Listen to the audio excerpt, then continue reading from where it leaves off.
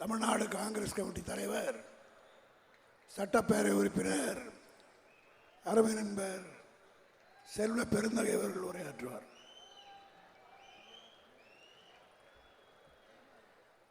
பல்லவர்களின் தலைநகரில் பவள விழா. திராவிட முன்னேற்ற கழகத்தின் பவள விழாவிற்கு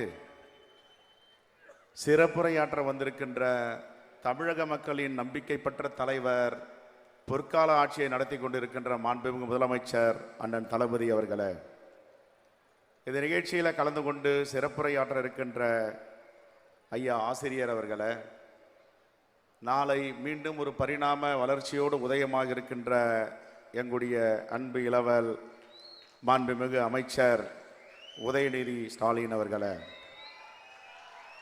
அமைச்சர் பெருமக்களே, இந்தியா கூட்டணியின் வலிமையான தலைவர் பெருமக்களே, இது 75வது ஆண்டு பவள விழா. மாண்புமிகு முதலமைச்சர் அவர்கள் இந்த பவள விழாவின் முதலமைச்சராக இன்று அமர்ந்திருக்கிறார்.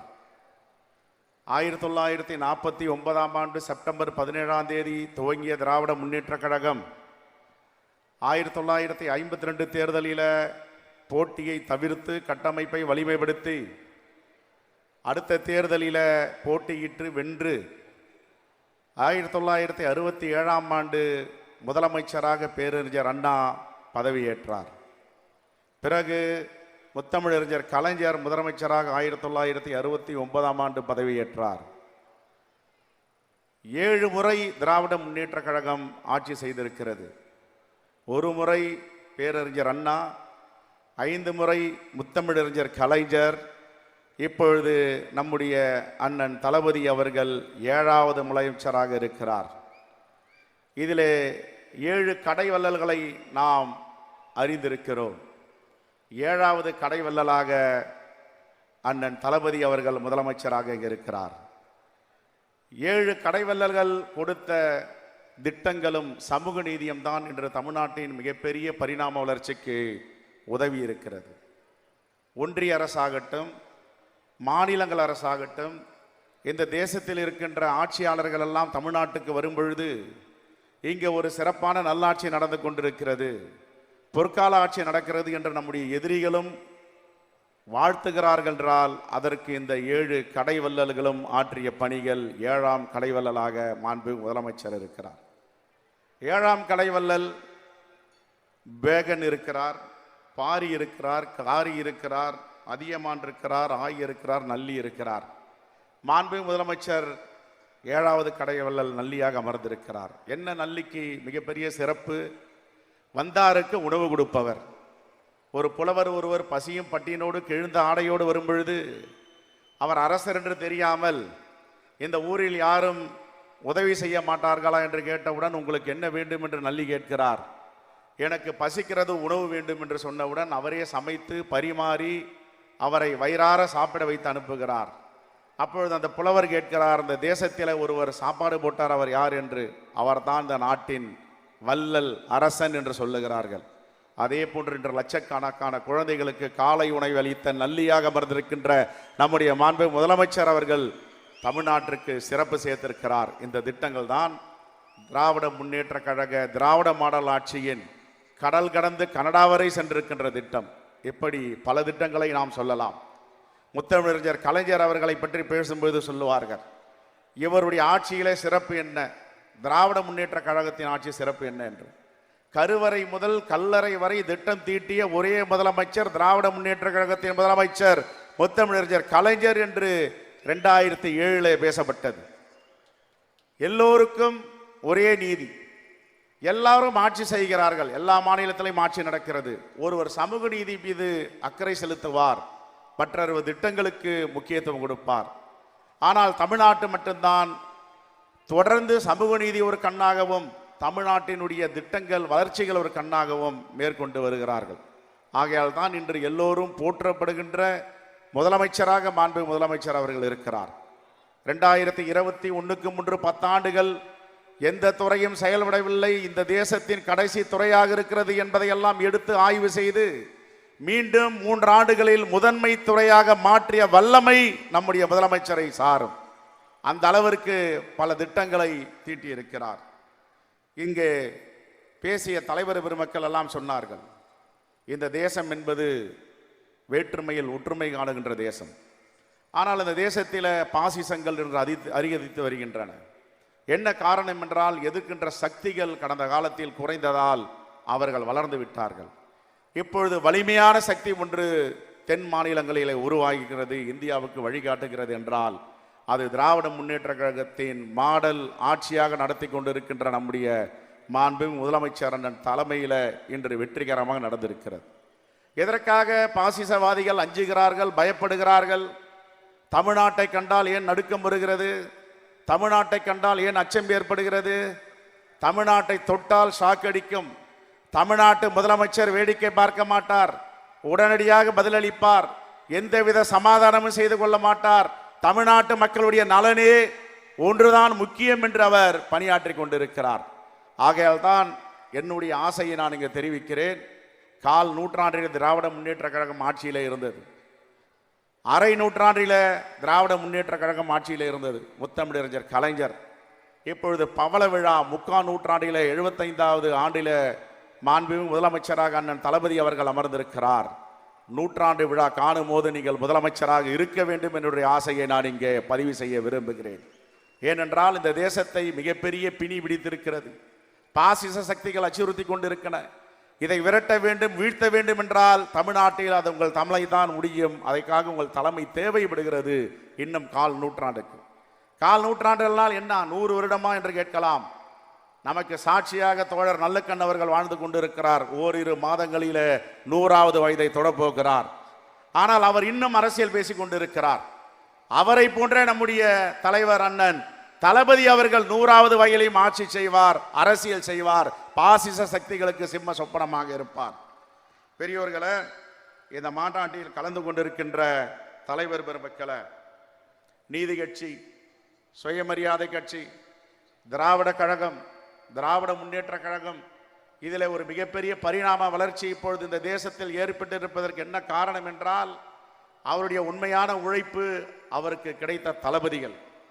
எல்லோரும் சொல்லுவார்கள், டெல்லியில் இவ்வளவு ஆண்டுகளாக ஒரு இயக்கம் எத்தனை சோதனைகள் வந்தாலும், வேதனைகள் வந்தாலும், துன்பங்கள் வந்தாலும் அதை அசைத்து பார்க்க முடியாத இயக்கமாக மிகவும் மிகவும் பரிணாம வளர்ச்சி மீண்டும் மீண்டும் எழுகிறது. என்ன காரணம் என்றால் தலைவர்கள் அப்படிப்பட்ட தளபதிகளை வளர்த்து வைத்திருக்கிறார்கள், அமைச்சர்களை வளர்த்து வைத்திருக்கிறார்கள். ஆகையால் யாரும் தமிழ்நாட்டையோ திராவிட முன்னேற்ற கழகத்தையோ நெருங்க முடியவில்லை. அதற்கு ஒரு சாட்சி, 500 நாட்களுக்கு மேல் பாசிசம் சிறைபிடித்து வைத்திருந்ததை உறுதியாக அதை மீண்டெடுத்து மீண்டும் சிறை மீட்டு வந்திருக்கிறார் நம்முடைய மேலாள் அமைச்சர் செந்தில் பாலாஜி அவர்கள். அவர் ஒரு உதாரணமாக இங்கே திகழ்ந்து கொண்டிருக்கிறார். இப்படி எவ்வளவு சோதனைகள் வந்தாலும் அதை மீண்டு வருகிறார்கள், வென்றெடுக்கிறார்கள். தந்தை பெரியார் அவர்கள் காங்கிரஸ் காரிய கமிட்டியுடைய தலைவராக, தமிழ்நாட்டின் தலைவராக இருந்தார். கருத்து வேறுபாடால் திராவிட கழகத்தை ஆரம்பித்தார். அவர் எப்படி காங்கிரஸோடு உறவு வைத்திருந்தார், அதற்கு பிறகும் பெருந்தலைவர் காமராஜரோடு எப்படி இருந்தார், இது முதல் படி. இரண்டாவதாக பேரறிஞர் அண்ணா அவர்கள். பேரறிஞர் அண்ணா அவர்கள் இந்த மண்ணில திராவிட நாடு என்ற பத்திரிகையில் வந்ததை நாம் அவசியம் இங்கே ஒரு செய்தியை சொல்ல வேண்டும்.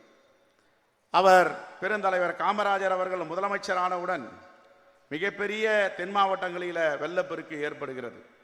அந்த வெள்ளப்பெருக்கில் அவர் தன்னுடைய பணியை செய்வதற்காக மாண்பு முதலமைச்சர் களத்திலே இறங்கியிருக்கிறார். அப்பொழுது நம்முடைய அறிஞர் அண்ணா அவர்கள் திராவிட நாடில் எழுதுகிறார். பேரறிஞர் அண்ணா அவர்கள் பெருந்துயரை அங்கே அகற்ற சென்றிருக்கிறார். அங்கே மக்கள் கண்ணீர் வடிக்கிறார்கள், இவரும் கண்ணீர் சிந்துகிறார். அங்கே மக்கள் கவலையில் பாடிக்கொண்டிருக்கிறார்கள், இவரும் கவலைப்படுகிறார். இப்படிப்பட்ட முதலமைச்சர் தானே நமக்கு வேண்டும், வாழ்க பெருந்தலைவர் காமராஜர் என்று வாழ்த்தி ஒரு எதிர்க்கட்சி தலைவர் எழுதுகிறார் என்றால் இந்த அரசியல் நாகரிகம் இந்த தேசத்தில் எங்கேயாவது இருக்குமா? அதுதான் திராவிட முன்னேற்ற கழகத்தின் அரசியல் நாகரிகம். அதனுடைய தொடர்ச்சி முத்தமிழறிஞர் கலைஞர் அவர்கள் அன்னை இந்திரா காந்தியிடம் கருத்து வேறுபாடு ஏற்பட்டாலும் தேசத்தை பாதுகாக்க வேண்டும், இந்த மண்ணில் ஜனநாயகத்தை காக்க வேண்டும் என்பதற்காக நேருவின் மகளை வருக, நிலையான ஆட்சி தருக என்று சொன்னார, அதை மறக்க முடியுமா? இன்று அன்பால் வென்றெடுத்திருக்கின்ற நம்முடைய மாண்பு முதலமைச்சர் அண்ணன் தளபதி அவர்களை ராகுல் காந்தி அவர்கள் நான் எங்குமே இதை சொன்னதில்லை, இங்கே பிரகடனப்படுத்துகிறேன், என்னுடைய மூத்த அண்ணன் முதலமைச்சர் அண்ணன் தளபதி அவர்கள் என்று சொன்னார, அதை மறக்க முடியுமா? இப்படி காங்கிரசுடன் பின்னி பிணைந்திருக்கின்ற இந்த உறவு அனைத்து இந்தியா கூட்டணி கட்சி தலைவர்களையும் அவர்களை உருவாக்கி ஒரு ஆளுமையோடு இங்கே நடத்தி கொண்டிருக்கிறார். இந்த ஆட்சி இன்னும் 25 ஆண்டுகள் மேலோங்கி இருக்க வேண்டும். உங்கள் தலைமையில் இந்த பாசிசவாதிகளை அகற்ற வேண்டும். திராவிட முன்னேற்ற கழகம் 75 ஆண்டுகளாகின்றன. காங்கிரஸ் பேரியக்கம் 139 ஆண்டுகள் தேசிய கட்சியாக இருக்கிறது. ஆனால் இங்கே பேசிய தலைவர் சொன்னார், முக்து பாரத் காங்கிரஸ் இல்லாத ஆட்சியை ஏற்படுத்துவோம் என்று. ஆனால் அவர்கள் இப்பொழுது காணாமல் போய் வருகிறார்கள். ஆனால் இங்கே நம்முடைய ரீஜனல் பார்ட்டி மாநில கட்சிகளில் 3 கட்சிகள் பழமையான கட்சிகள். காஷ்மீரில் இருக்கிற தேசிய மாநாட்டு கட்சி, பஞ்சாபில் இருக்கின்ற அகாலிதளம், இங்க இருக்கின்ற நம்முடைய திராவிட முன்னேற்ற கழகம், 3 கட்சிகளும் பழமையான கட்சிகளையே ஒற்றுமையை பார்த்தால் இன்று 3 ரீஜனல் பார்ட்டி ஸ்டேட் பார்ட்டியில மாநில கட்சிகளில உயர்ந்து நிற்பது திராவிட முன்னேற்ற கழகம். உயர்ந்து நிற்கிறது, இந்தியாவிற்கு வழிகாட்டுகிறது. இங்க இருக்கின்ற திட்டங்களை இந்தியாவிற்கு எல்லா மாநிலங்களுக்கும் எடுத்து செல்லுகிறார்கள். அப்படிப்பட்ட ஆளுமையுள்ள தலைவர்கள் 75 ஆண்டுகளாக இந்த கட்சியில இருந்திருக்கிறார்கள் என்றால் இதை காங்கிரஸ் பேரியக்கம் பாராட்ட கடமைப்பட்டு இருக்கிறது. அதுவும் ஒரு பரிணாம வளர்ச்சி. அண்ணன் தளபதி அவர்கள் முதலமைச்சராக வந்த பிறகு நீங்கள் ஏன் 100 ஆண்டுகள் இருக்க வேண்டும், இன்னும் 25 ஆண்டுகள் முதலமைச்சராக வேண்டும் என்ற ஆசையை வெளிப்படுத்தீர் என்றால், குழந்தைகளுக்கு காலை உணவை சாப்பிட்டுக் கொண்டிருக்க லட்சக்கான குழந்தைகள் உங்களை வாழ்த்தி கொண்டிருக்கிறார்கள். கல்லூரியில் காலடித்து வைக்க முடியாமல் வீடுகளிலே முடங்கி இருக்கின்ற என்னுடைய பெண் பிள்ளைகள் ஆண் பிள்ளைகள் அனைவரும் புதுமை பெண் தமிழ் புதல்வன் என்ற திட்டத்தில் 1000 ரூபாய் நீங்கள் கொடுக்கின்ற பணத்தை பெற்று அவர்கள் கல்லூரி படிப்பை முடிக்க தயாராகி கொண்டிருக்கிறார்கள். எந்த வேலையும் இல்லை, ஒடுக்கப்பட்டவர்கள் வீடுகளில் அடைந்திருக்கிறோம், எங்களுடைய உரிமை தொகை 1000 ரூபாய் கொடுக்கிறார் என்று உங்கள் பெயரை சொல்லி மாதம் மாதம் வாங்கி கொண்டிருக்கிறார்களே, அவர்கள் உங்களை வாழ்த்தி கொண்டிருக்கிறார்கள். சாலையிலே விபத்தில அடிபட்டு கிடந்தால் குலவுயிரும் குத்துயிரமாக துடித்துக் கொண்டிருப்பவர்களுக்கு நான் நினைக்கிறேன் என்று இன்னுயிர் காப்பும் 48 திட்டத்தை கொண்டு வந்தீர்கள். அந்த பயனாளிகள் உயிர் பிழைத்து உங்களை வாழ்த்தி கொண்டிருக்கிறார்கள். இது எல்லாம் சாதாரண வாழ்த்துக்கள் இல்லை. வீட்டில் முடங்கி கிடப்பவர்களை மக்களை தேடி மருத்துவம் நான் இருக்கிறேன் என்று மருத்துவர்களை அனுப்பீர்கள். கல்வியிலே தடை ஏற்பட்டால் கொரோனா பெருந்தொற்று காலத்தில் நான் உங்களுக்கு கல்வி கண் திறந்த காமராஜர் போல் கல்வியை வீட்டுக்கு அனுப்புகிறேன் என்று இல்லம் தேடி கல்வியை சென்றீர்களே, அவர்கள் உங்களை வாழ்த்து கொண்டிருக்கிறார்கள். ஆகவே இந்த 75 ஆண்டு பரிணாம வளர்ச்சியில தமிழ்நாட்டில் போட்ட திட்டங்கள் 1 2 கிடையாது. சமூக நீதியும் திட்டத்தின் வளர்ச்சி, தமிழ்நாட்டுடைய வளர்ச்சியும் 2 கண்களாக நீங்கள் அமைத்திருக்கிறீர்கள். வெற்றிகரமாக உங்களுடைய பயணம் தொடர வேண்டும் என்று 75வது பவள விழா ஆண்டை நாங்கள் வாழ்த்துகிறோம், வரவேற்கிறோம். மீண்டும் இது 100 ஆண்டுகள் பரிணாம வளர்ச்சி பெற வேண்டும். கடைசியாக ஒரு செய்தி, இந்தியாவில எல்லா பொருளாதாரங்களும் தேங்கி உள்ள நிலை, பொருளாதாரம் தேக்கம் உள்ள நிலையில வெளிநாடுகளுக்கு சென்று வெளிநாட்டு முதலீடுகளை எல்லோரும் பொறாமைப்படும், புச்சரிப்புப்படும், எரிச்சல் படும் அளவிற்கு தமிழ்நாட்டை மேன்மையுள்ள மாநிலமாக மாற்றுவதற்காக $1 டிரில்லியன் பொருளாதாரத்தை நோக்கி சென்றிருக்கிறீர்களே, இதுதான் இந்த காலகட்டத்தின் இந்த நூற்றாண்டின் மிகப்பெரிய சிறப்பு. பல சிறப்புகள் காஞ்சிபுரம் மாவட்டத்திற்கு இருக்கின்றது.